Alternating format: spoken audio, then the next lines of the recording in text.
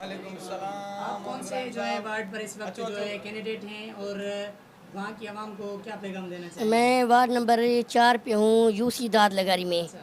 ठीक है, मैं यही पैगाम पहुँचाना चाहता हूँ कि वोट सिर्फ तहरीक लबैक का है बस।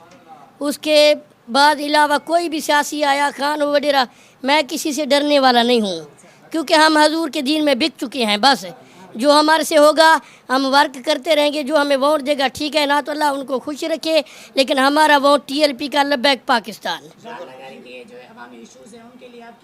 देखिए जी, अभी मुझे बहुत खुशी है, काफ़ी कारकुन मेरे साथ हैं। इंशाल्लाह जब रैली निकलेगी तो मुझे ये भी बात हो रही है कि भाई आपका हाथ उठाया जाएगा, लेकिन जो मैं किसी से डरने वाला नहीं हूँ।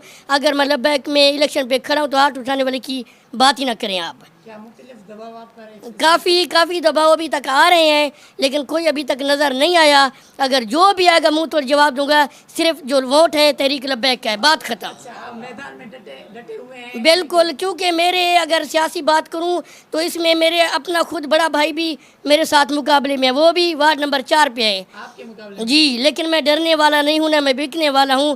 जो अल्लामा साहब कह गए हैं बस हम उसी पे डटे रहेंगे इंशाअल्लाह। आप दाल लगारी के आवाम को क्या पैगाम देना? मैं यही पैगाम देना चाहता हूँ कि अगर जहाँ तक भी मेरी आवाज़ जा रही है, चाहे वहाँ पे कोई भी लबैक का हो ना, सिर्फ निशान है तो आप ठप्पा लगा के चले जाएं बस। अच्छा, आप क्या कहें?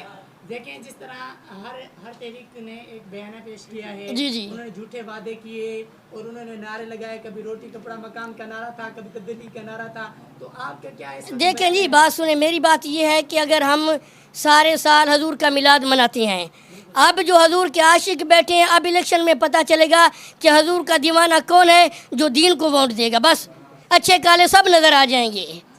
आप कितना पुरजोश है दाल लगारी का? मुझे जी बहुत खुशी है।